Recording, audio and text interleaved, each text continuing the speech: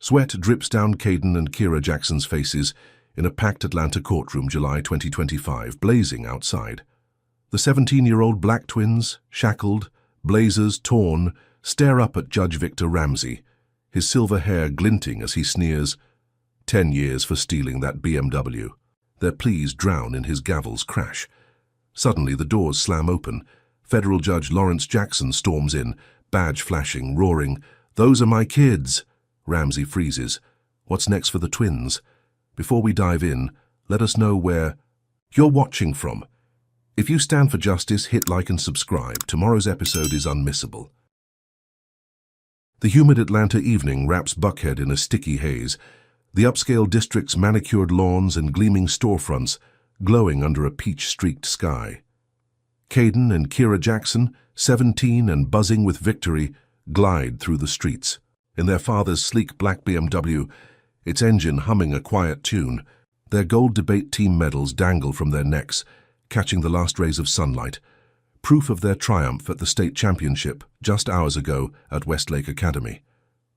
Caden grips the wheel, his lean frame relaxed in a crisp navy blazer, while Kira rides shotgun, her matching blazer unbuttoned over a white blouse, scrolling through congratulatory texts from their teammates. Their laughter bounces off the leather interior, a rare moment of ease for two kids who've spent years clawing their way to the top of a school where most faces don't look like theirs.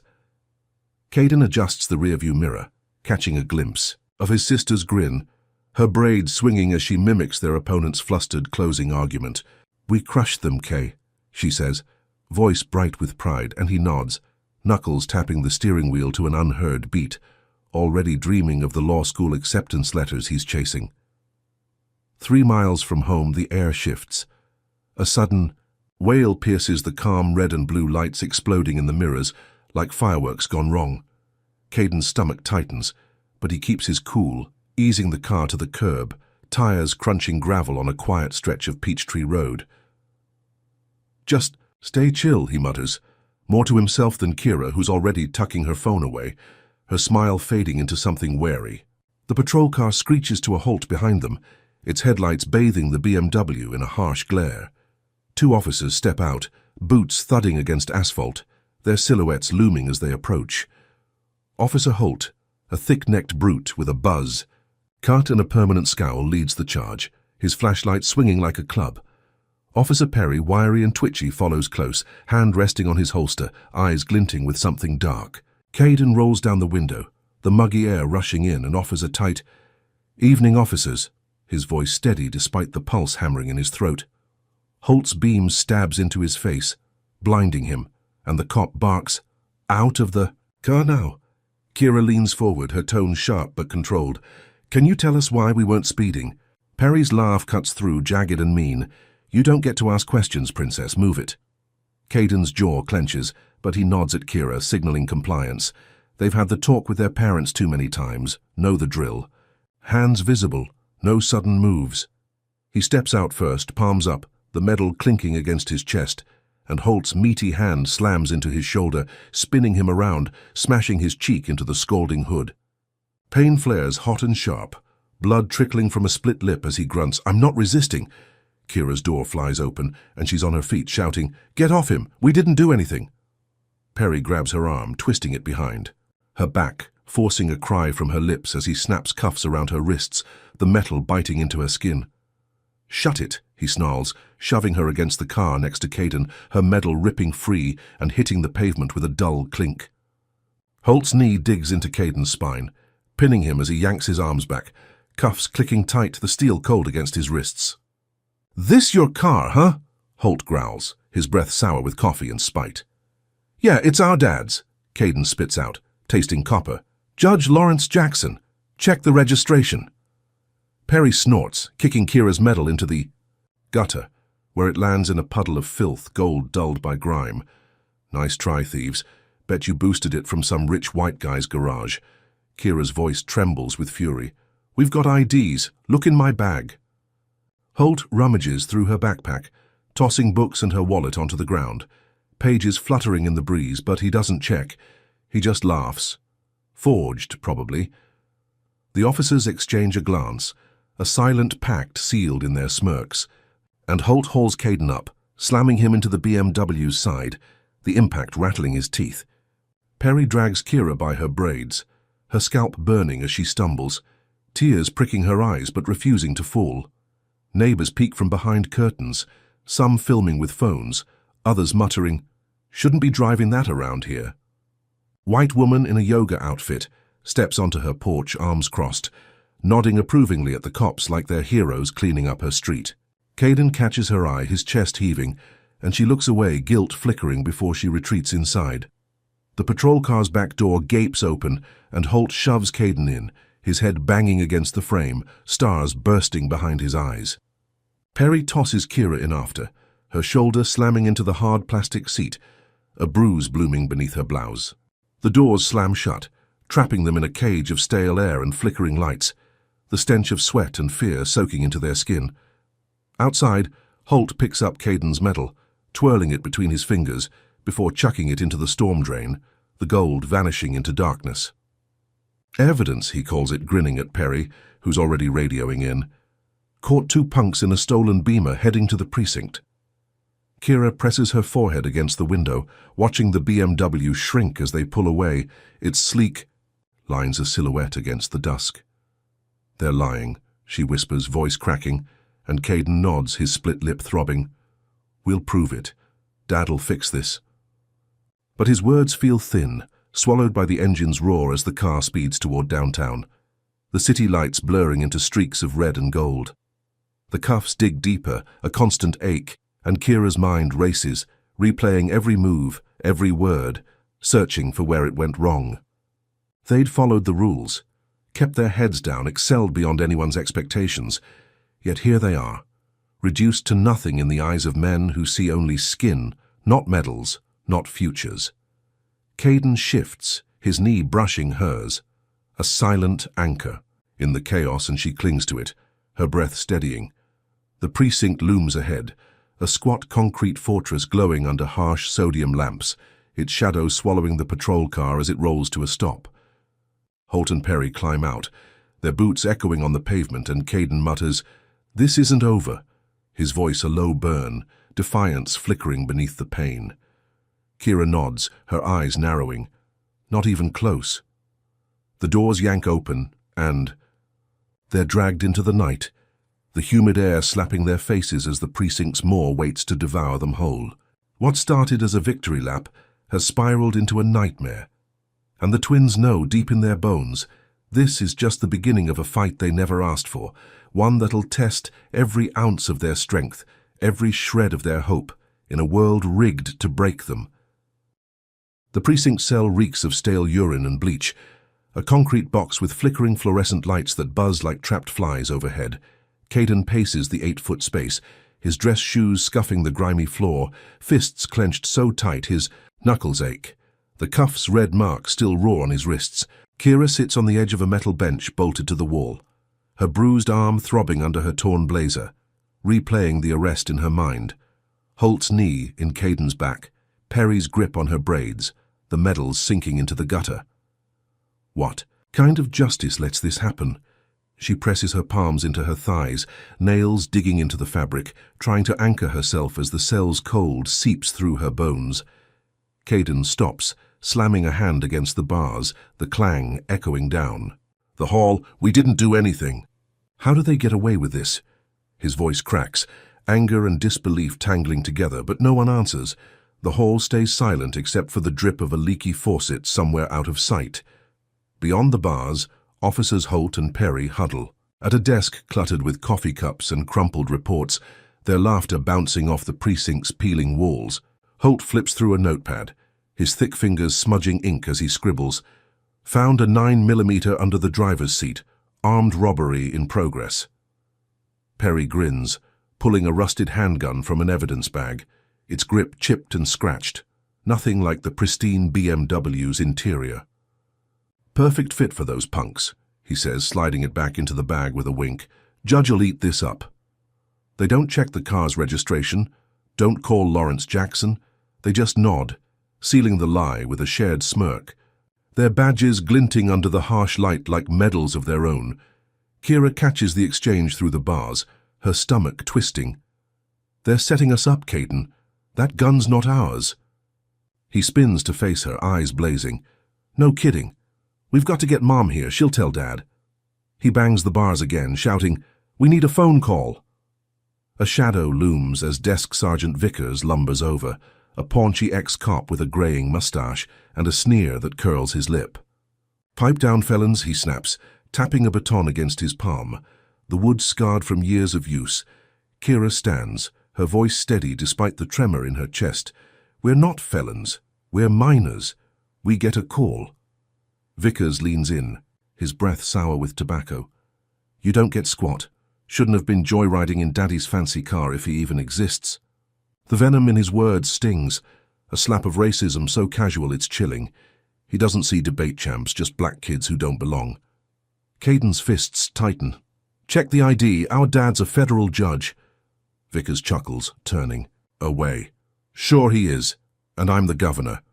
The cell door stays shut, the bars a cold cage locking them in with their rage. Minutes crawl by, the clock on the wall ticking past 10 p.m., each second a hammer blow to their hope. Kira sinks, back onto the bench, pulling her knees up. They're not even pretending to care. Caden nods, pacing again, his shadow stretching long across the stained concrete. We've got to fight this somehow. Out in the precinct lobby, Erica Jackson bursts through the double doors, her nurse's scrubs wrinkled from a 12-hour shift at Grady Memorial, her dark curls wild from running. She clutches her phone, Lawrence's number already dialed, and strides to the front desk. "I'm here for my kids, Caden and Kira Jackson. Where are they?" Vickers looks up from his sandwich, mayo smearing his fingers, and leans back in his chair. "No visitors for felons, lady. They're in deep, stole a car, had a gun." Erica's eyes narrow, her voice cutting like a scalpel.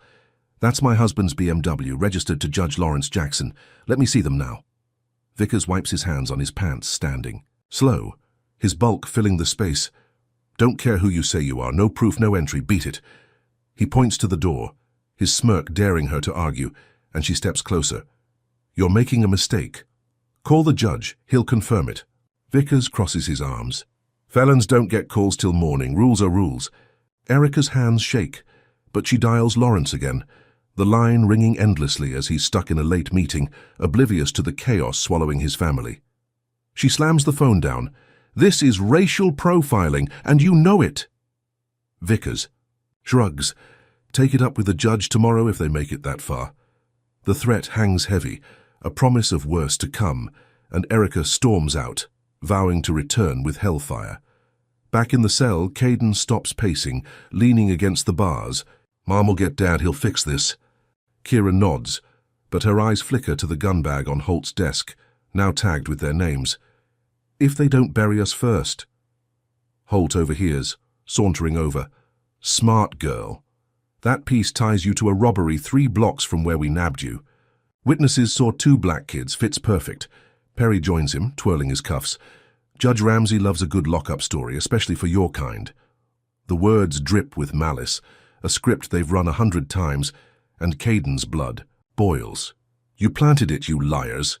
Holt's fist slams the bars, rattling them. "Keep talking, punk, see where it gets you."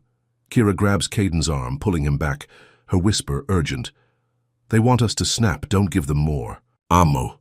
He breathes hard, nodding, but the fire in his chest doesn't dim. It grows, a furnace stoked by every sneer, every lie. The gun's presence locks their fate tighter. A felony charge no scholarship can outrun, no debate win can erase. Kira's mind races. How do we prove it's fake? Who's watching the cameras? Caden glances at the precinct's ceiling, spotting a dusty security lens. If that's recording, we've got a shot. But Holt follows his gaze, smirking. "Oh, that? Been busted for months. Budget cuts, you know." The lie's too smooth, and Kira's heart sinks. They're alone, evidence piling against them in a system that's already decided their guilt. The cell grows smaller, the air thicker, despair creeping in like damp rot. Caden slumps beside her, shoulder brushing hers. "We're not done, Kay. We've beaten worse odds." She nods, clinging to that thread, but the weight of Holt's fabricated report presses down, a noose tightening with every tick of the clock. What's next when the law itself turns predator? Drop a comment with number 1 if you think these cops should face justice for framing the twins. Hit like if you're raging at this setup. And subscribe because the next twist will blow your mind. Can Caden and Kira claw their way out of this trap? Or will Judge Ramsey's gavel crush them? First, the Atlanta courtroom buzzes with restless energy on a blistering July morning, the air thick with humidity and the sour tang of anticipation. Caden and Kira Jackson stand at the defendant's table, their wrists chafed from cuffs now swapped. Several itchy orange jumpsuits, the fabric clinging to their sweat-soaked skin. 2 days have blurred since the arrest, a whirlwind of sleepless nights and whispered plans in the precinct cell. And now they face Judge Victor Ramsey, a hulking figure, perched high on the bench, his silver hair slicked back, eyes glinting like a hawk spotting prey. The gallery's packed 60-odd spectators crammed shoulder to shoulder, some in pressed suits, others in faded tees, all murmuring as the twins shuffle forward, flanked by a jittery public defender named Ellis, a 20-something with a cheap tie and a stack of files he can barely hold. Caden's jaw tightens, his split lip still tender, while Kira stands rigid, her bruised arm hidden under the jumpsuit sleeve, her braids pulled back tight to mask the chaos she feels inside. Ramsey bangs his gavel, the crack slicing through the noise, and the room snaps to silence, every eye locked on him. Case number 783, State versus Jackson and Jackson, the bailiff drones, voice flat as he steps back, leaving the twins exposed under the judge's glare. Ramsey leans forward, his weathered hands flipping through the fabricated report. Holt and Perry's lies typed neat in black ink. Stolen BMW, armed robbery, 9mm found. He doesn't look at the twins, not yet. He smirks at the paper, as if it's all the proof he needs.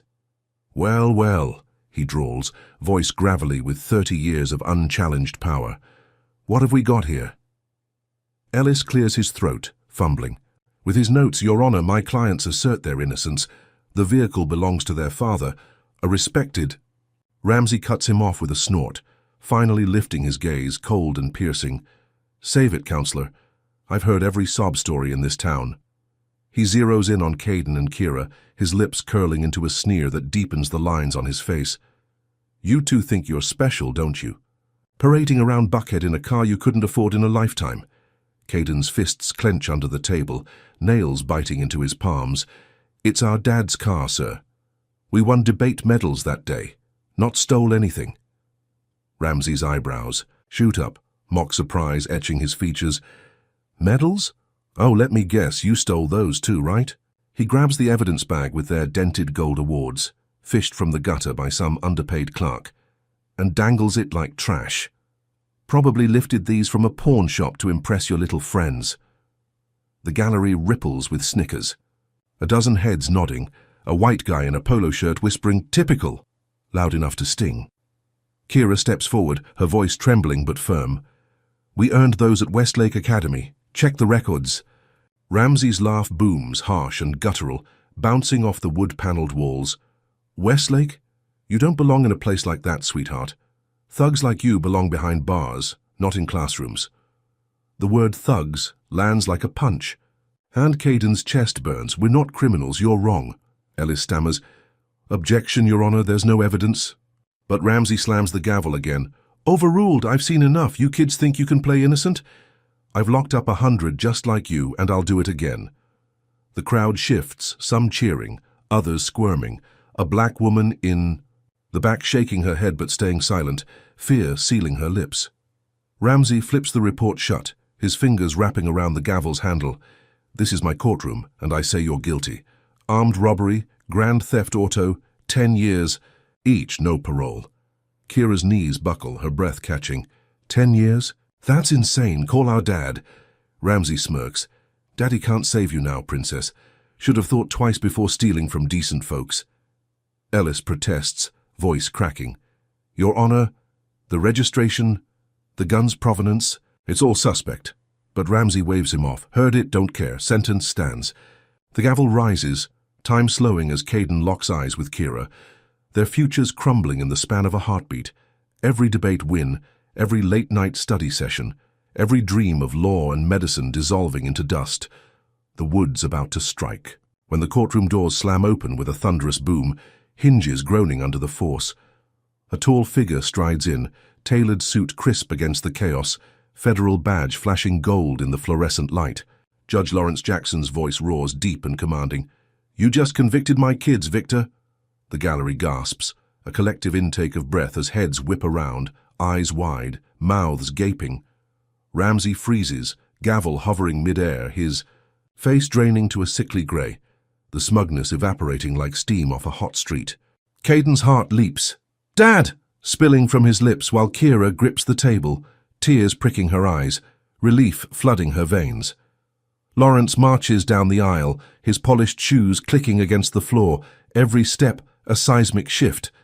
"Caden and Kira Jackson are my children, and that BMW's mine, registered in my name." "You've got no case!"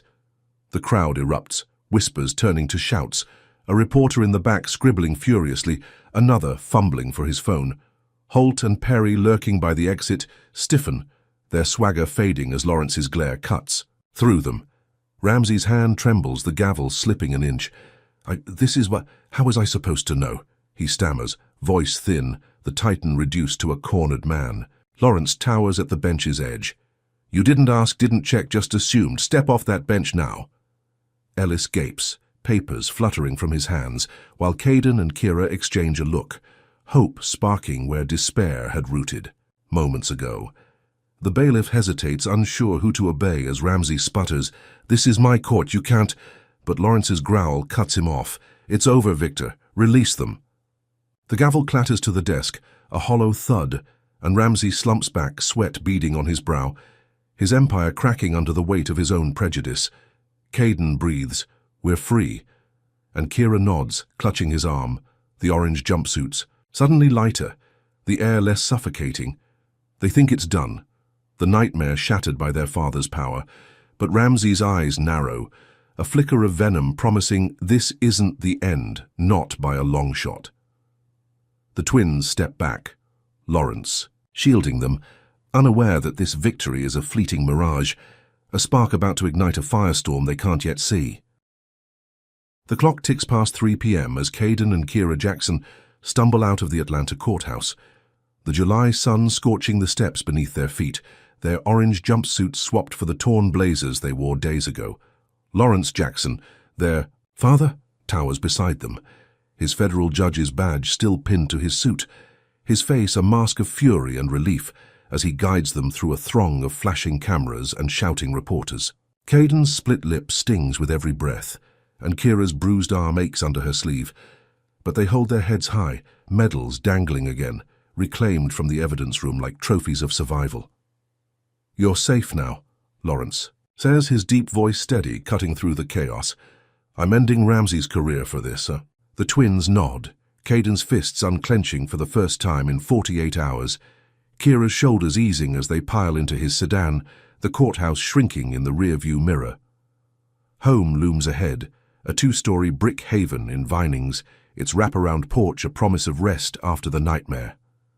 Inside, the air's cool, scented with lemon polish, and Erica, their mum, rushes from the kitchen, her nurse's scrub swapped for a soft cardigan, pulling them into a hug that smells of lavender and hospital antiseptic. "My babies," she whispers, tears soaking Caden's collar, and he hugs back, "We're okay, Mum." Kira sinks into the couch, exhaustion crashing over her. "Dad fixed it." Lawrence paces, phone already pressed to his ear, barking orders to his clerk. "File the misconduct charge against Ramsey tonight. I want him off that bench by Monday." The twins exchange a glance, a flicker of hope igniting. Maybe the system can bend toward justice after all. But the peace shatters at 6:17 p.m., a deafening crash exploding through the living room as a brick smashes the bay window, glass spraying across the hardwood like jagged confetti. Caden ducks, shielding Kira, who gasps as a crumpled note flutters to the floor, scrawled in block letters. "Stay in your lane, Judge." Erica screams, clutching her chest, while Lawrence snatches the paper, his jaw tightening. "Ramsey!" Outside, tires squeal as a pickup peels away, its tailgate vanishing into the dusk, leaving neighbors peering from porches, some curious, others smirking. Caden bolts to the window, glass crunching under his shoes. They're gone, but the threat lingers, a venomous promise in the humid air. By 7, news vans clog the street, their satellite dishes sprouting like weeds. Reporters swarming with microphones thrust forward, voices overlapping in a frantic chorus. Channel 5's anchor, a blonde in a crisp blazer, beams into her. Camera, breaking news. Federal Judge Lawrence Jackson's kids, caught red-handed in a stolen BMW freed by daddy's influence. Caden's stomach drops. That's not what happened. Kira grabs the remote, flipping channels, but every station spins the same lie. Fox paints them as privileged brats. CNN calls it a judicial scandal. Local WSB twists Holt and Perry's arrest into heroic policing. Lawrence storms in. Turn it off, but it's too late. The damage seeps through the screen.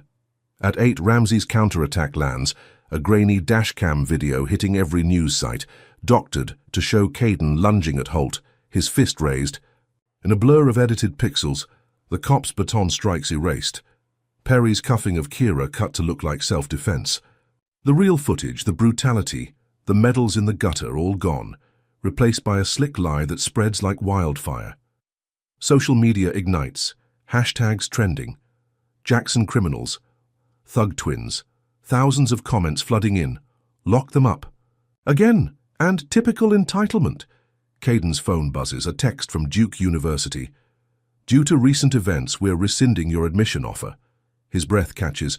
No, no, no. Fingers trembling as he scrolls. Morehouse, and Emory following suit. Their law school dreams crumbling in seconds. Kira's inbox pings. Emory's med school retracting her early acceptance.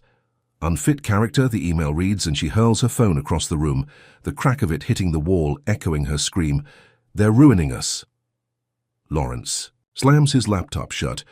Ramsey's behind this, he's got allies everywhere. Erica kneels by Kira. We'll fight it. But her voice wavers, fear creeping in as the TV blares on, Ramsey's face filling the screen, his silver hair gleaming under studio lights. I stand by my ruling, he says, smirking into the camera. No one's above the law, not even a judge's spoiled kids. The anchor nods. Sources say the precinct's doubling down, claiming the twins resisted arrest. Caden's fists ball up. He's lying through his teeth. Lawrence grabs his keys. I'm calling the FBI. This ends now. But the phone lines jam, static hissing as if the world's conspiring against them. By midnight, the twins sit in the dark, the house quiet except for the hum of news choppers. Circling overhead, their spotlight beams slicing through the blinds. Kira stares at the brick. He's not stopping, is he? Caden shakes his head. He's just getting started. Outside, shadows move. Holt and Perry leaning against their patrol car 2 blocks away. Radios crackling with orders from Ramsey's cronies. Teach them a lesson they won't forget. The twins think Lawrence's power has saved them, that... The courtroom win cracked Ramsey's armor. But the brick, the video, the lost futures prove otherwise. This is war and Ramsey's playing dirty, his allies in the precinct grinning as they plot the next strike. Caden's law school dreams. Kira's med school hopes. Their very names now smeared across Atlanta, all hang in the balance, and the night stretches on, heavy with the promise of worse to come. Drop a comment with number 1 if you think Ramsey's smear campaign deserves to backfire. Hit like if you're boiling at this injustice and subscribe because the next blow will leave you speechless. What happens when Ramsey's revenge turns deadly? The Atlanta skyline glows faint against a bruised dusk, 3 days after the courtroom chaos. The July heat still clinging to the asphalt as Caden and Kira Jackson climb into their father's sedan, their torn blazers swapped for hoodies, hoods pulled low to dodge the news choppers buzzing overhead. Lawrence grips the wheel, his knuckles tight against the leather, jaw set as he weaves through Vinings toward downtown. His federal badge tucked in his pocket, a silent vow to reclaim their lives. Press conference at 6, he says, voice clipped. We're clearing your names tonight. Caden slumps in the back, his split lip scabbing over, scrolling through hate-filled tweets on a burner phone, each one a knife twist. Thug twins deserve worse. Kira rides shotgun, her bruised arm bandaged under her sleeve, staring out at the passing oaks, their branches swaying like witnesses to their unraveling world. "They'll listen, right?" she asks, her tone brittle, and Lawrence nods. "They'll have to. I've got the real dashcam footage." The promise hangs heavy, a lifeline after the brick. The smear campaign, the lost futures. This is their shot to flip the script. Traffic thins as they hit I-75, the Chattahoochee River glinting. Silver to their left, its bridge a hulking shadow ahead. Headlights flare in the rear view, too close, too fast, and Caden squints. "That SUV's tailing us." Lawrence frowns. Probably press, but his foot eases off the gas, testing. The black SUV surges, engine roaring, and slams into their rear bumper with a bone-rattling crunch, metal screaming as the sedan lurches forward. Kira gasps, gripping the dash. "Dad!" Lawrence swerves, tires screeching. "Hold on!" But the SUV rams again, harder, shoving them toward the bridge's edge. Caden's phone clatters to the floor. "They're trying to kill us." The third hit sends the sedan spinning, glass shattering as it smashes through the guardrail, plunging 15 feet into the river below, water exploding around them in a frigid roar. The car sinks fast, icy currents flooding through broken windows, soaking Caden's legs as he kicks at the door. "We're trapped." Kira claws at her seatbelt, lungs burning as the water rises to her chest. "Get out, now!" Lawrence slams, his shoulder against his door, popping it open, and drags Kira free, her hoodie snagging on jagged metal, tearing as she surfaces, gasping. Caden follows, coughing, the river's pull dragging at his limbs, but headlights stab through the dusk above, pinning them like prey. 3 masked figures rappel down the bank, boots splashing into the shallows, their silhouettes hulking against the bridge's underbelly. Caden staggers to his feet. "Run!" But a fist crashes into his jaw, dropping him face first into the mud, blood mixing with the silt. Kira screams, lunging for him, but a gloved hand grabs her throat, slamming her. Against a pylon, concrete scraping her back raw. "Ramsey says hello," a voice rasps, low and guttural, breath hot against her ear as steel-toed boots pound her ribs, each kick a thunderclap of pain. Caden groans, crawling toward her, but a bat swings down, cracking his skull, lights bursting. Behind his eyes as he collapses unconscious, river water lapping at his face. Lawrence roars, charging the third thug, tackling him into the shallows, fists flying. But a fourth figure emerges, unseen, and cracks a pipe across his spine, dropping him with a howl. Kira's vision blurs, blood dripping from her nose.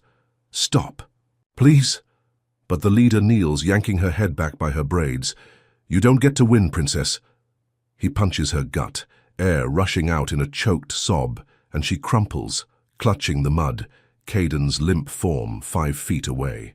The attackers loom, their masks featureless, black voids of hate. And the leader pulls a knife, its blade glinting as he carves a shallow R into Kira's forearm, her scream piercing the night. Lawrence crawls, dragging his battered body. "Leave them alone." But a boot stomps his hand, bones crunching, and the pipe swings again, knocking him out cold. The thugs step back, job done, and vanish into the trees, their SUV peeling off with a screech, leaving the Jacksons broken. On the riverbank, the water red with their blood. Minutes tick by. The river's gurgle the only sound until headlights sweep the scene again. A pickup this time. Not press, but a fisherman named Tate, his grizzled face paling as he spots the carnage. "Jesus," he mutters, dialing 911. 3 people down by the Chattahoochee, looks bad. Sirens wail in the distance as he kneels by Caden, pressing a rag to his head. "Hang on, kid." Kira stirs, coughing blood, dragging herself to her brother. "Caden, wake up."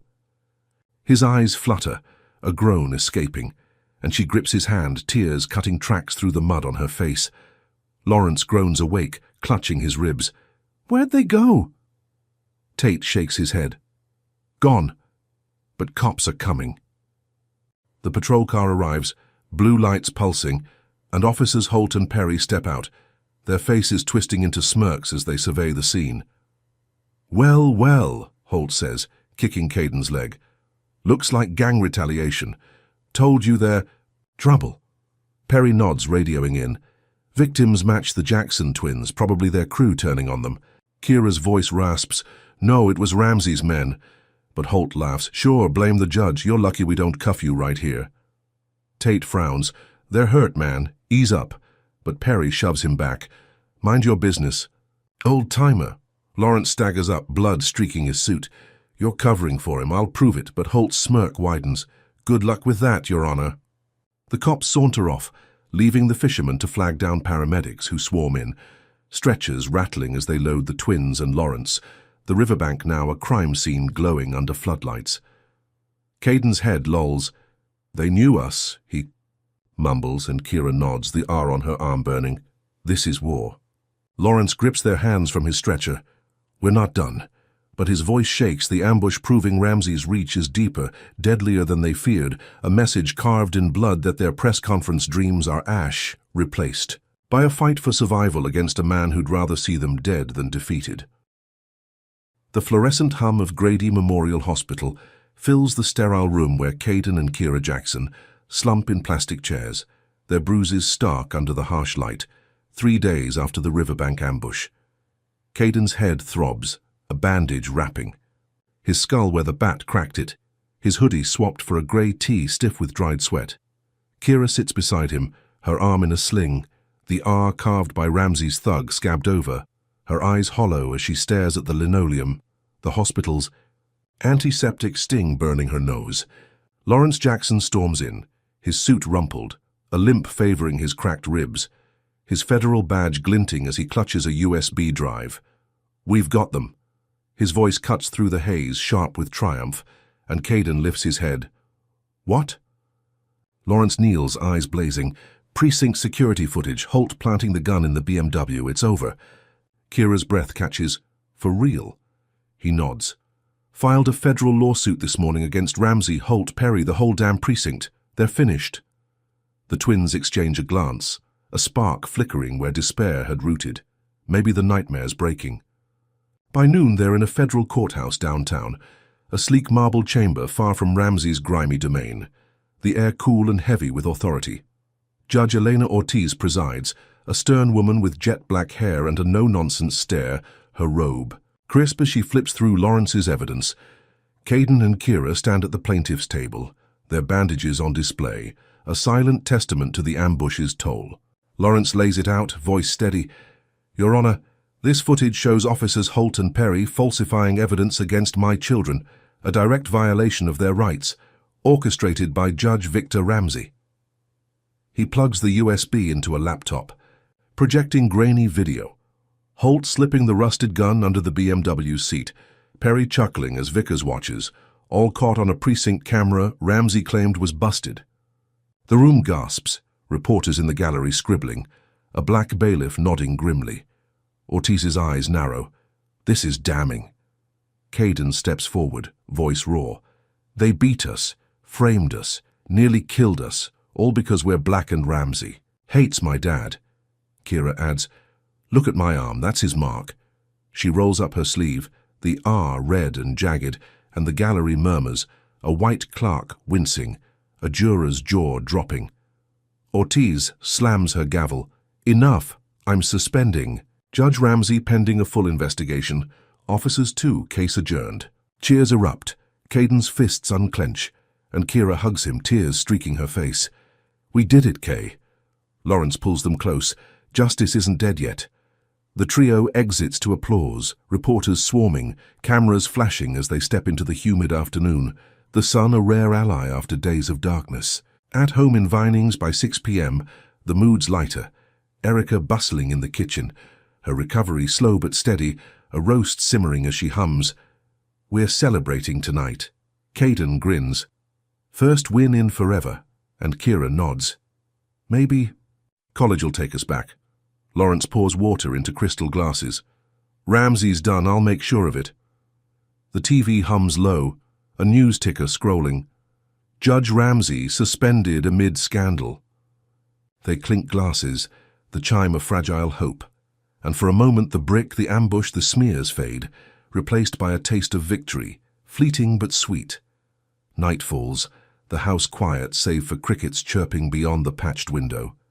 Caden, sprawled on the couch, Kira sketching in a notebook, their scars a map of survival. At 11:32 p.m. the world explodes, a deafening boom shattering the silence as the kitchen bursts into flames, a fireball roaring through the house, hurling Caden against the wall, his ears ringing. Kira screams, diving under the table. As plaster rains, the air thick with smoke and the acrid bite of gas. "Mom," she chokes, crawling toward the kitchen, where Erica's silhouette staggers, then collapses, flames licking her cardigan. Lawrence lurches from the hall. "Get out!" But the ceiling buckles, beams crashing as he drags Erica's limp form, her skin blistered, pulse faint. Caden stumbles up, hauling Kira with him. "The gas line!" They burst onto the lawn, coughing. The house an inferno behind them, orange tongues devouring their refuge. Sirens wail, neighbors gawking as firefighters swarm, hoses blasting, but the damage is done. Erica whisked to an ambulance, her breath shallow, monitors beeping chaos. Caden's knees buckle. "She was fine, how—" Kira clutches his arm. "Ramsey!" Lawrence stares at the blaze, fists shaking. "He rigged it, that bastard!" By midnight, Channel 5's on scene, the blonde anchor back, her voice slick. Tragic coincidence at Judge Jackson's home, a gas leak explosion, one injured. Ramsey appears next, live from his office, silver hair gleaming. Awful shame, thoughts with the family, his smirk a dagger through the screen. Caden's blood boils. He's mocking us. Kira's eyes harden, the R on her arm. Pulsing. He's not suspended, he's untouchable.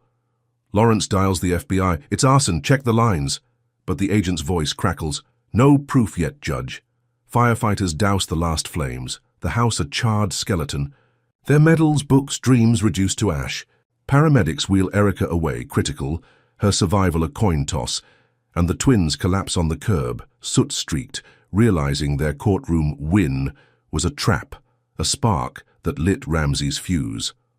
Holt and Perry cruise by, smirking from their patrol car. "Rough night, huh?" And Caden lunges, Lawrence yanking him back. "Not now." Kira whispers, "They'll pay." But the victory's gone, replaced by a smoldering ruin. Ramsey's revenge proving he'll burn their world to keep his power, leaving them with nothing but rage and a mother fighting for her life.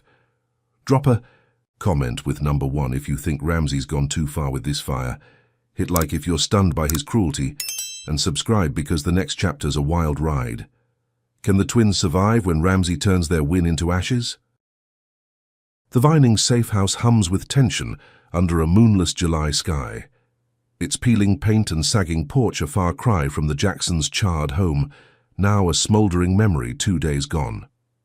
Caden and Kira huddle inside, their bruises purpled under. Dim lamplight, Caden's bandaged head aching as he paces the creaky floorboards. Kira's sling tight against her chest, the R-scar itching beneath. Lawrence limps between them, his cracked ribs taped, suit swapped for a worn flannel, his phone pressed to his ear. FBI's got the explosion on radar, but Ramsey's still free. Erica lies in ICU 10 miles away, tubes snaking from her. Arms, her survival a fragile thread after the gas blast, and the twins feel her absence like a missing limb. Caden kicks a chair. "He burned our house, almost killed Mom, and they're doing nothing." Kira nods. "We're sitting ducks here." Lawrence pockets the phone. "Not for long. We're fighting back." But the TV flickers on, WSB breaking. News cutting through. Jackson twins, armed and dangerous, wanted after alleged threats. Caden freezes. "What?" The screen flashes their mugshots, orange jumpsuits glaring, a fake 911 call claiming they shot at cops, Holt's voice distorted. But smug in the background. Kira's stomach twists. "They're hunting us now." Lawrence grabs a duffel. "We move now." They pile into a beat-up Toyota, the sedan's remains impounded, and peel out, tires crunching gravel as sirens wail in the distance. By dawn, Atlanta's awake, the manhunt in full swing, SWAT teams storming Westlake Academy. Their school a war zone as armored boots trample the halls, classmates scatter, phones out. Twin thugs trending again as a girl Caden tutored tweets, "Always." Knew they were trouble. Her words a betrayal sharper than the ambush. Kira's jaw clenches. "They're turning everyone against us." Lawrence weaves through backroads. "Ramsey's pulling strings, but I've got a plan." They ditch the car in a wooded lot near Decatur, trekking to a friend's basement, a damp hole with moldy walls and a single bulb swaying overhead. Caden slumps against a crate. How'd it get this bad? Kira shrugs. Ramsey's not done till we're gone. Lawrence nods. He's got the precinct, but not me. Hours grind by, the twins restless, until Caden cracks open an old laptop, his fingers flying as he hacks into the precinct's server. If they're framing us, there's proof. Lines of code scroll, his eyes narrowing. Got it, Ramsey's payoffs to Holt, 10 grand a pop. Kira leans in. That's our ammo. Lawrence grins. Good work, we'll bury them. But the basement window shatters, glass spraying. As a sniper's bullet rips through, grazing Kira's good arm, blood blooming on her sleeve. She screams, dropping. They found us. Caden dives, dragging her behind a couch. How? Lawrence yanks a pistol from the duffel. Out the... Back! Footsteps thud outside, shadows circling, and they bolt through a rickety door into the woods, branches clawing their skin as gunfire cracks the night. Bullets chew bark, missing Caden's head by inches, his breath ragged. They're everywhere! Kira stumbles, blood soaking her hoodie. Keep going. Lawrence fires back, muzzle flashes lighting his grimace. FBI's 10 minutes out. But the shooters close in, radios crackling. 50 grand bounty, dead or alive, Ramsey's orders. The twins sprint, legs burning, crashing through underbrush, the safe house a fading speck as Atlanta's sprawl looms ahead. Lawrence lags, ribs screaming, Hide, I'll hold them. Caden grabs his arm. No way. And they duck into a drainage ditch, mud sucking at their shoes, hearts pounding as flashlights sweep above. The sniper pauses, scope glinting, then retreats, their pursuers melting into the dark, a temporary reprieve. Caden pants. They're not stopping. Kira presses her wound. Ramsey's got cash to burn. Lawrence wipes sweat. He's reinstated, appeals boards corrupt, overturned Ortiz's ruling. The news lands like a gut punch, their lawsuit victory ash. Ramsey's power surging as the manhunt tightens its noose. They crawl from the ditch, dawn breaking grey over the city, cop sirens a constant drone. Caden's hack hangs as their onlys. Edge the payoff list a lifeline if they can survive to use it, but the bounty paints targets on their backs. Every shadow a threat, every friend a potential Judas. Kira's blood drips. We're running out of moves. Lawrence nods. Not yet. But his limp worsens, the trio fraying under Ramsey's relentless grip, the manhunt proving he'll chase them to the ends of Atlanta, his hate a machine that never sleeps. The Decatur basement reeks of damp earth and desperation. A concrete bunker beneath Ms. Torres's modest ranch house, its single bulb casting jittery shadows across the walls 3 nights after the manhunt's sniper graze. Caden and Kira Jackson slump on a sagging cot, their hoodies crusted with mud and blood. Caden's bandaged head pounding as he clutches the hacked laptop, Kira's sling loose, her fresh arm wound, seeping red through a makeshift wrap. Lawrence paces the cramped space, his flannel stained with sweat, ribs taped tight, his limp heavier with each step. Torres'll get us out. Ms. Torres, their debate coach, a fierce Latina with cropped hair and a firebrand streak, kneels. Beside them, her dark eyes sharp. You're safe here, I've got contacts. She'd scooped them from the woods post-ambush, her pickup a lifeline after the ditch escape. Her activist cred a shield they'd clung to. Caden exhales. Thanks, coach, handing her the laptop. Ramsey's payoffs, 10 grand each too. Holt and Perry, it's all there. Kira nods. Leak it, let the world see. Torres takes it, her calloused fingers brushing the keys. I'll hit every news outlet. This ends now. Hope flickers, a fragile flame in the gloom. Their courtroom win burned to ash. But this could reignite the fight. Torres slips upstairs, promising action, and the twins collapse. Exhaustion clawing their bones, Lawrence sinking into a chair. Rest, we've got a shot.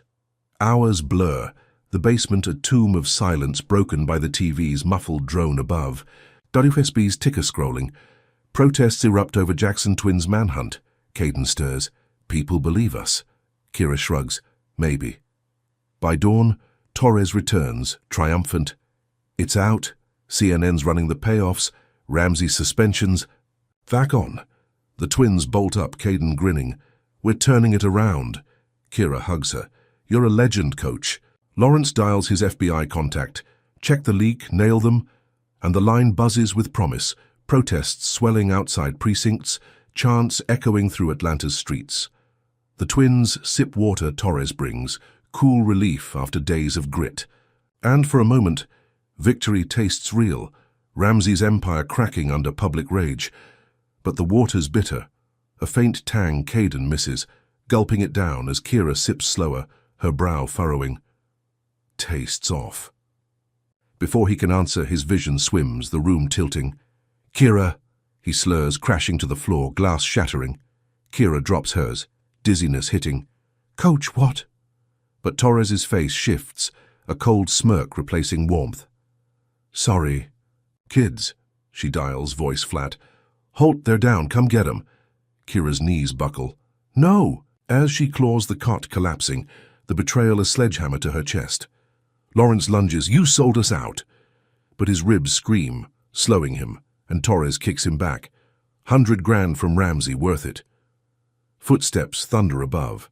Holt and Perry bursting in, their boots shaking the stairs, Holt's buzz cut glinting as he grins. "Nice work, Torres." Perry cuffs Lawrence, his wiry frame towering. Judge says finish him. Caden's out cold, drooling on the concrete, and Kira fights the haze. Why? But Torres shrugs. Survival, chica. Holt grabs Kira's braids, dragging her limp body. Her screams muffled as her nails scrape the floor, leaving streaks of blood. Lawrence roars, "Let her go!" But Perry's fist cracks his jaw, silencing him, cuffs biting his wrists. Caden stirs, groggy, eyes fluttering. "Kira!" and spots Holt hauling her up, fury igniting through the drug's fog. He lunges, unsteady, snatching a glass shard from the floor. Its edge biting his palm as he stabs Holt's thigh, blood spurting, a howl ripping from the cop's throat. "You little—" Holt drops Kira, clutching his leg, and Caden scrambles, pulling her to him. "We're getting out!" Perry swings, but Caden ducks, shoving Kira toward the stairs. "Go!"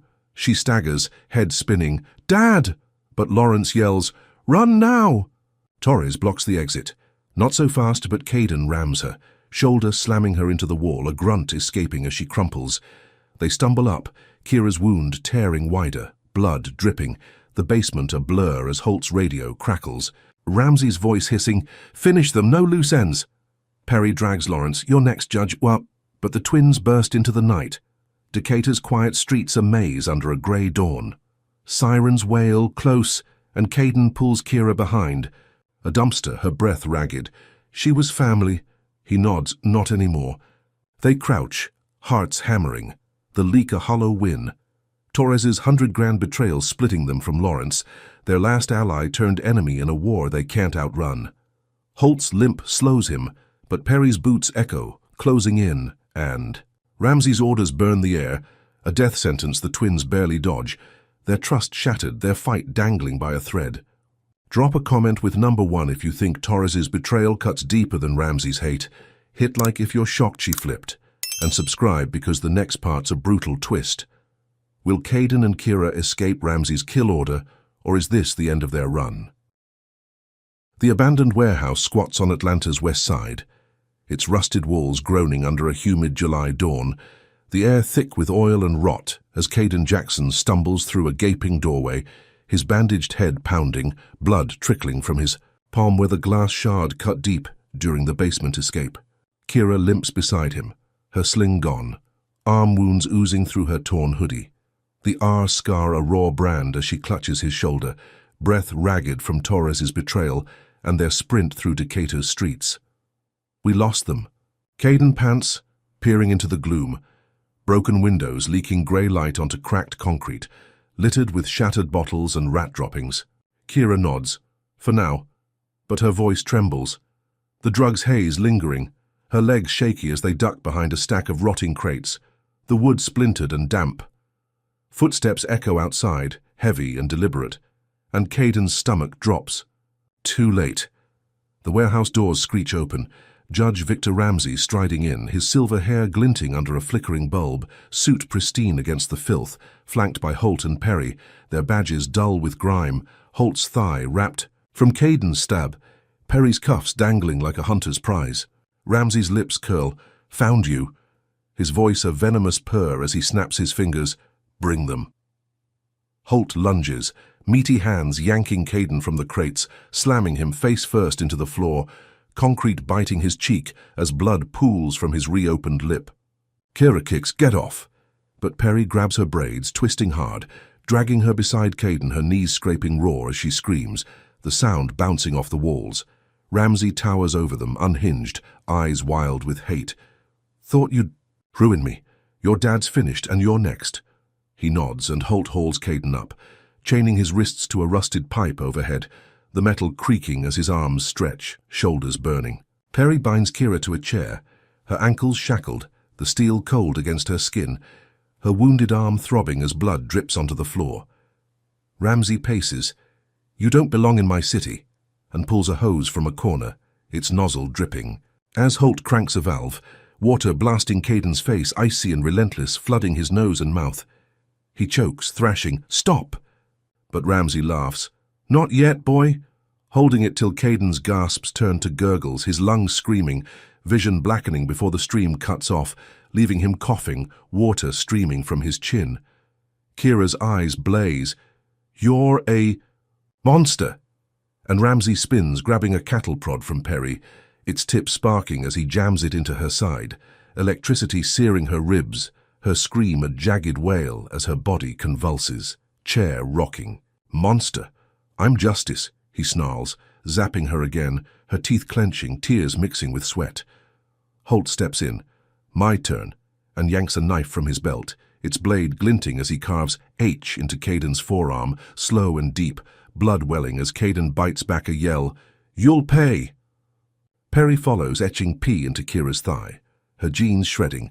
Her cry roars as the steel bites. "Why us?" Ramsay smirks. "Because I can." He pulls a phone. Live streams on, millions watching, and angles it, the twins' torment glowing on a cracked screen, comments flooding, "Street justice." "And finish them." Caden's head lolls. "They see you." But Ramsay grins. "They see what I want," framing it as vigilante revenge, the world blind to his badge. The torture escalates, Holt dunking Caden's head in a barrel, water closing over him, bubbles rising as he thrashes, held under till his chest burns, yanked out gasping. Perry shocks Kira's neck, volts sizzling her skin, her voice hoarse. "Dad'll—" But Ramsay cuts her off. He's too late. Lawrence, 10 miles away, storms the FBI field office, slamming Caden's hacked payoff list on a desk. "They're dying. Move." Agent Ruiz nods. "We've got a signal," tracing the stream, choppers spooling up as he rallies a team, but time's bleeding out. Ramsay smirks. One last trick and unveils a bomb under Kira's chair, wires snaking to a timer, 10 minutes ticking down, red digits glaring. "Breach and it blows," he says, tapping the phone, the live feed zooming on it, viewers screaming online, "Holy crap!" Caden strains, chains rattling. "You're insane!" Ramsay kneels, face inches from his "I'm winning," and punches his gut, air rushing out as Kira sobs. "Caden." Holt kicks her chair. Shut it," the timer at 9 minutes 8 seconds. Perry grins.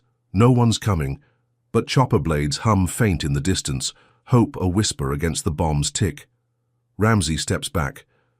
"Enjoy the show."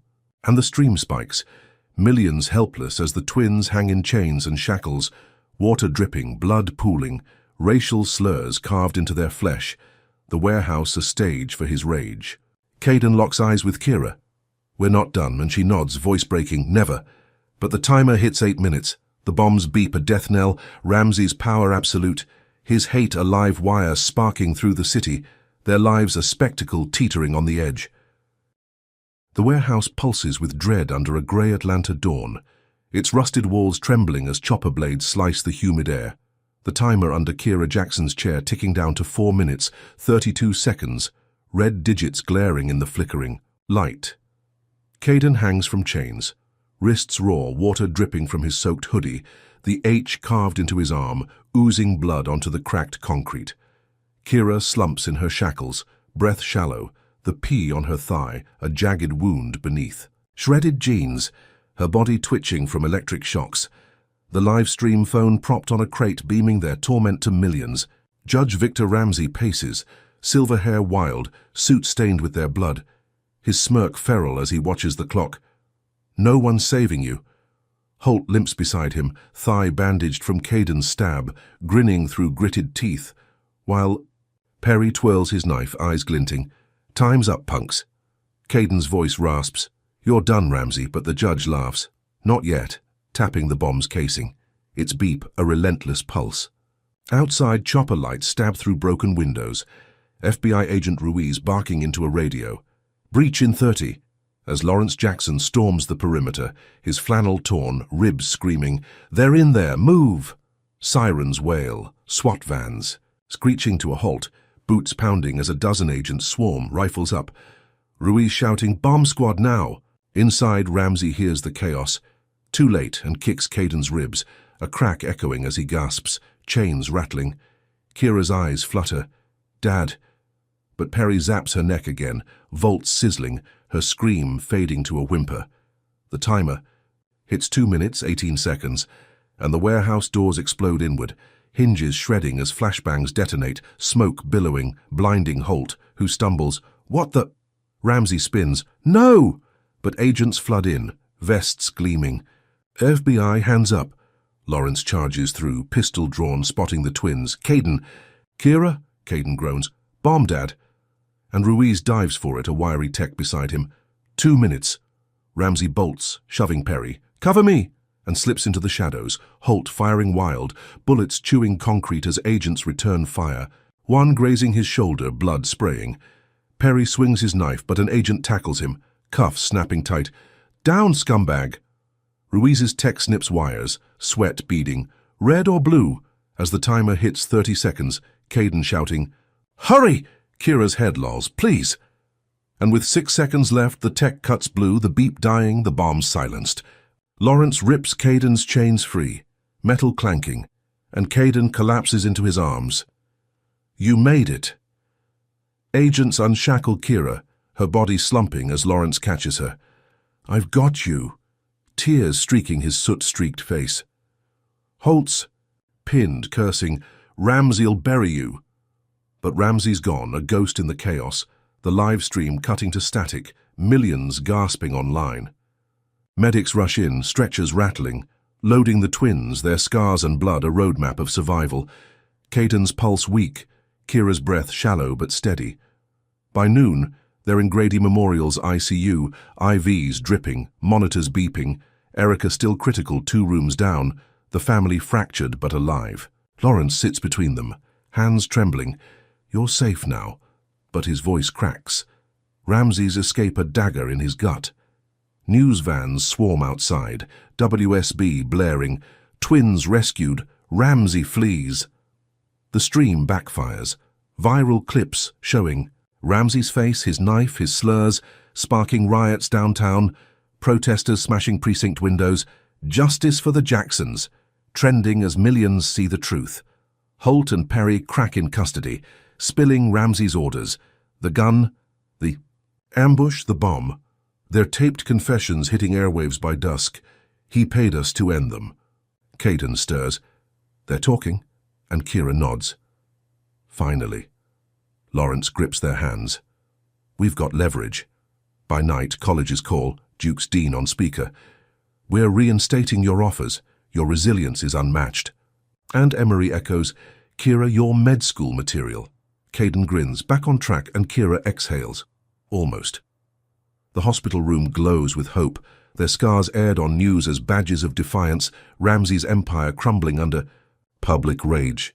But at midnight, a courier slips a package to Lawrence, a thick envelope stinking of ink and menace, his hands shaking as he tears it open. Ramsey's manifesto, typed in jagged caps. "This is a race war. The twins die first." Mailed to every judge in Georgia, 50 copies flooding the system. Caden's eyes widen. He's insane. And Kira clutches her sheet. He's not done. Lawrence crumples it. He's a fugitive. He's got nothing left. But the words burn. A promise of terror from a man unbowed, his hate a wildfire. Spreading beyond the warehouse. The riots grow. Atlanta's streets ablaze with fury and fear. Cops scrambling as Ramsey's allies vanish, his manifesto a rallying cry for the shadows. Caden and Kira heal, bandages fresh but sleep eludes them. The hospital a fortress under guard, their rescue a hollow win, Ramsey's threat looming larger than the bomb, a vow to finish what he started, their lives dangling on a thread he's still pulling. The Morehouse and Spelman College's joint graduation hums with joy under a blazing May sun, 10 months after the warehouse torture. Atlanta's air thick with promise and the sweet tang of magnolias as Caden and Kira Jackson stand in line, black, caps perched atop their heads, gold honor cords glinting against their gowns. Caden's scars peek from his sleeve, the H faded but etched, his law school acceptance from Duke a weight in his pocket, while Kira's P hides beneath. Her Emory med school future sealed, her arm healed but stiff. They've clawed back from the brink, Ramsey a fugitive since the manifesto. His hate militia whispers fading under FBI sweeps, their family stitched together with Erica's slow recovery, home rebuilt in Vinings. The auditorium buzzes, 600. Grads packed tight, families cheering from tiered seats, Lawrence and Erica beaming in the third row, his flannel swapped for a suit, her wheelchair a testament to survival. Caden nudges Kira.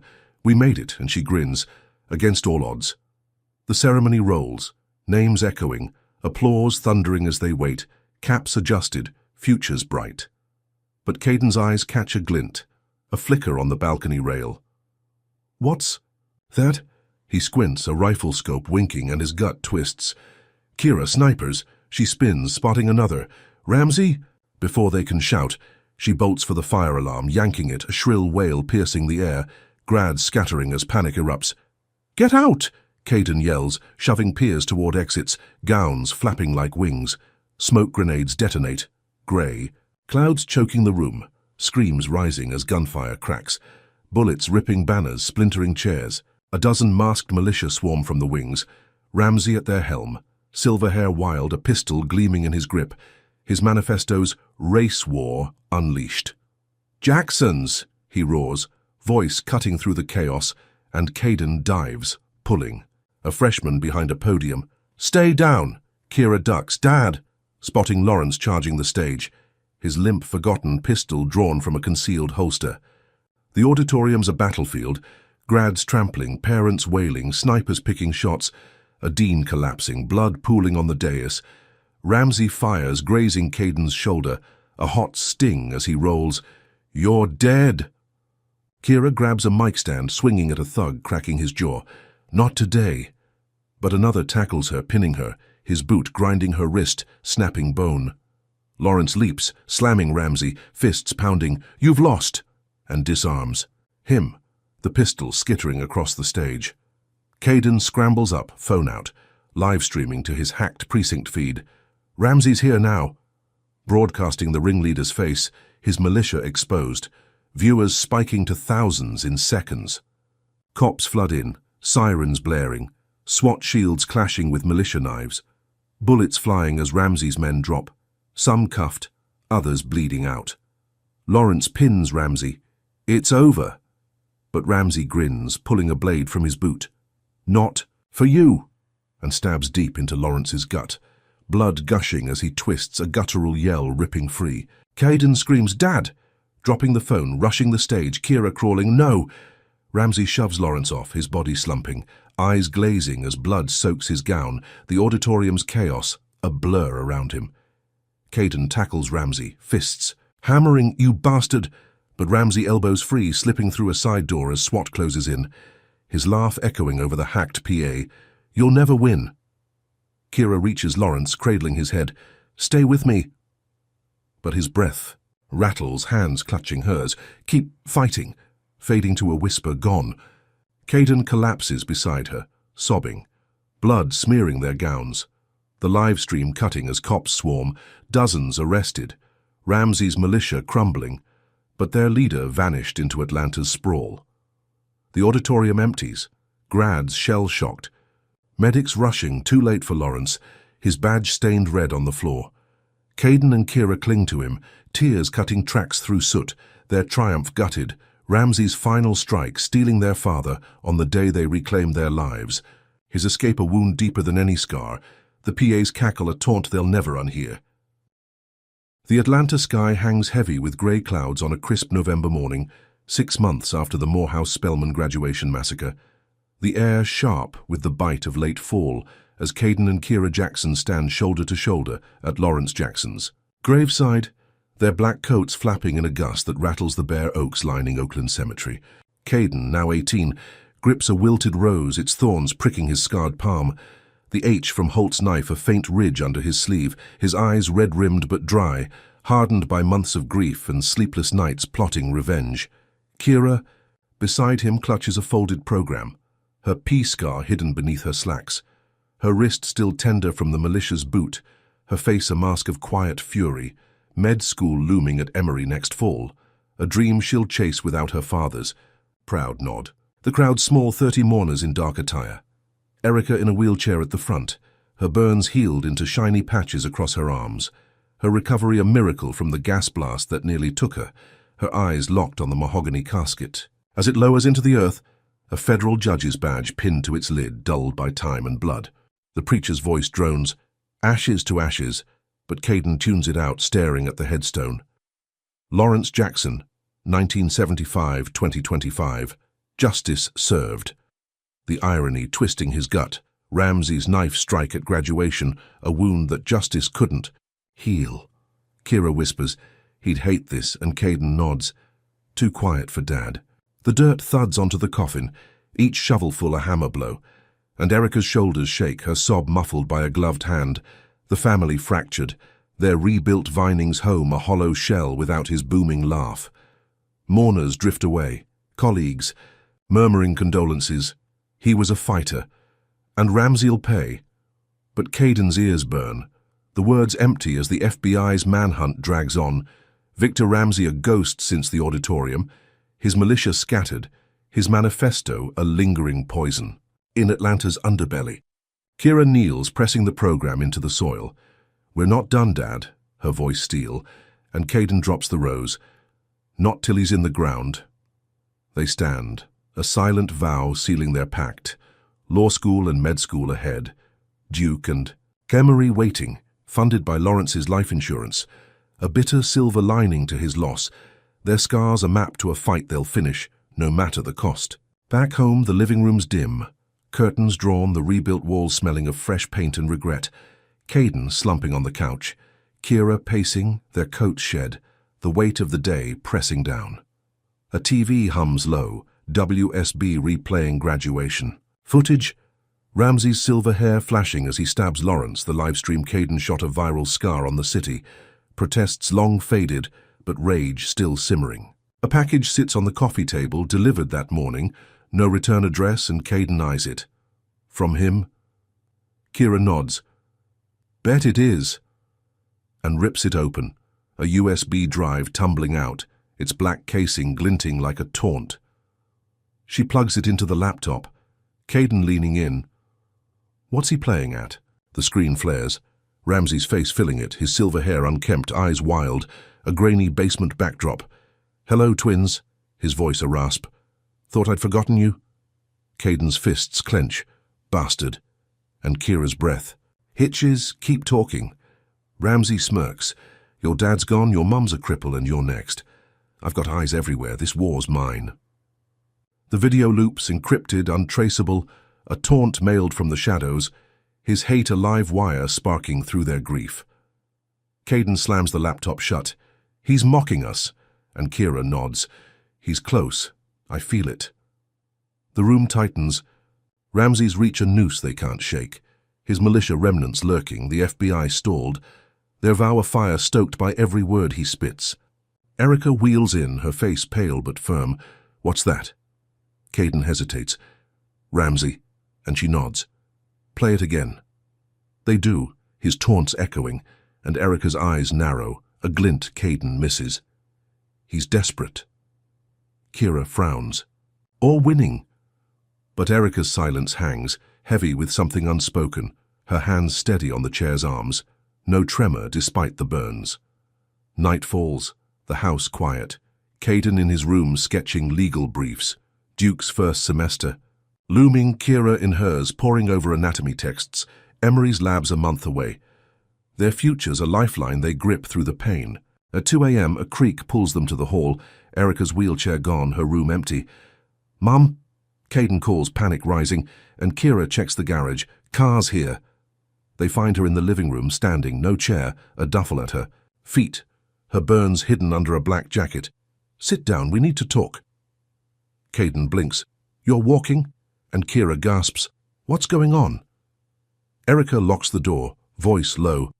"I've been undercover with the FBI since the explosion." The twins freeze, Caden's jaw dropping. "What?" And Kira stammers, "You were in ICU." Erica nods. "Faked it mostly.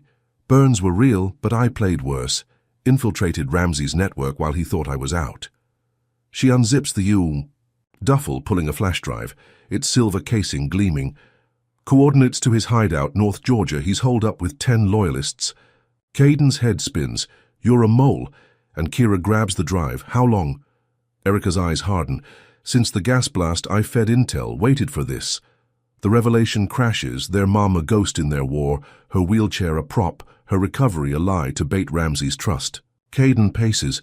"You let us think you were dying." And Erica flinches. "Had to, for your safety, his too." Kira's voice cracks. "Dad didn't know." Erica shakes her head. "No one did till now." The room reels, grief twisting, into shock. Their mother's frailty a mask, her strength a weapon they'd missed. Ramsey's taunts a misstep she'd turned against him. Caden grabs the drive. "We're ending this," and Kira nods. "Tonight." Erica grips their arms. "Not yet, you're not trained. I've got a team moving in." But Caden pulls free. "He killed Dad. We're not waiting." Kira's eyes blaze. "We've got the cords, we can finish it." Erica blocks the door. "You're my kids, not soldiers." But Caden's voice cuts. "We stopped being kids when he burned our house." The standoff crackles, Erica's resolve wavering, her undercover steel bending under their fire, and she relents. "Then you follow my lead." She pulls a phone, texting Ruiz, "Targets live, twins with me," and gears up, a pistol holstered. "We drive, 2 hours, north." Caden and Kira grab coats, no hesitation, the flash drive a torch in their hands. Ramsey's hideout a beacon they'll storm, their vow at the grave a pulse driving them forward. The Toyota roars to life, Erica behind the wheel, her burns no barrier. The twins in back, Caden mapping chords, Kira loading a spare clip Erica hands her. Just in case. Atlanta fades, highways giving way to winding roads, pine forests looming under a starless sky. The hideout's coordinates ticking closer, a cabin in the Blue Ridge foothills, Ramsey's last stand. Erica's voice steadies. "He thinks I'm broken, that's our edge." And Caden nods. "He's wrong." Kira's fingers tighten on the gun. "Dead wrong." They park a mile out, creeping through underbrush, twigs snapping, the cabin's lights faint through trees, militia shadows. Moving inside, Ramsey's silver hair a silhouette at a window. Erica whispers, "FBI's 10 minutes behind, we scout." But Caden's eyes lock on Ramsey. There he is, and Kira's breath catches. "We can take him." The tension coils, their mothers twist a blade they wield, her undercover. Months a gift they'll cash in, Ramsey's taunts a fuel they'll burn, the war not over but theirs to end. Erica hands them the drive. "Evidence, use it if I don't make it." And they nod, eyes blazing, stepping into the dark, the screen, fading to black as they close in, a hunt unresolved, their fight a roar echoing into the void. The saga of Caden and Kira Jackson unveils a raw tapestry of lessons, woven through their relentless battle against systemic racism and personal vendettas. First, resilience emerges as a cornerstone. The twins faced brutal arrests, false accusations, and physical torment, yet their spirit never broke. Their journey teaches that strength isn't just enduring pain, but turning it into fuel for justice, a beacon for anyone crushed by prejudice to keep fighting. Caden's hacked evidence and Kira's defiance under torture show how ingenuity and courage can shift the tides, even when the odds stack high.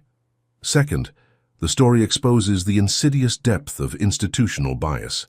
Judge Victor Ramsey's unchecked power, bolstered by corrupt cops like Holt and Perry, reveals how racism festers in systems meant to protect.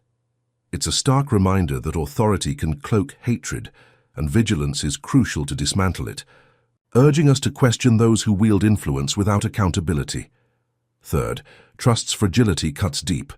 Ms. Torres's betrayal for $100,000 underscores that allies can flip when greed or fear take hold, teaching the twins, and us to guard their circle fiercely, to weigh loyalty against motive.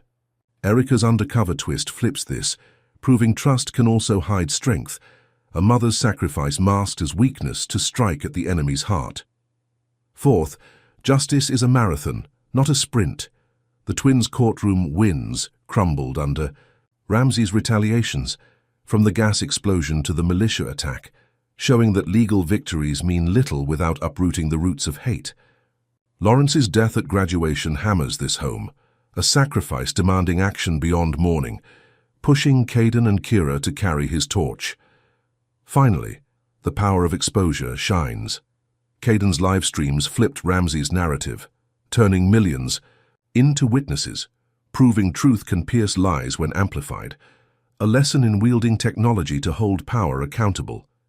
Yet, Ramsey's escape and manifesto warn that evil adapts, lurking to strike again, a call to stay relentless. This tale isn't just theirs, it's ours, a mirror to society's flaws and a map to fight them. The twins' scars are badges of survival, their vow a rallying cry. Racism may bend you, but you can bend it back harder. Erica's final gambit, handing them Ramsey's coordinates, leaves us on edge, a testament that the war's not won, but the weapons are in hand. What will you take from their fire? Now let's hear from you. What lesson hit you hardest? Resilience, betrayal, or the fight for justice? Drop a comment below. Hit like if this story stirred your soul, and subscribe for more tales of grit and truth. Share this with someone who needs to see it, because stories like these spark change. Thanks for joining this journey. May you find strength to face your own battles and chase justice wherever it leads.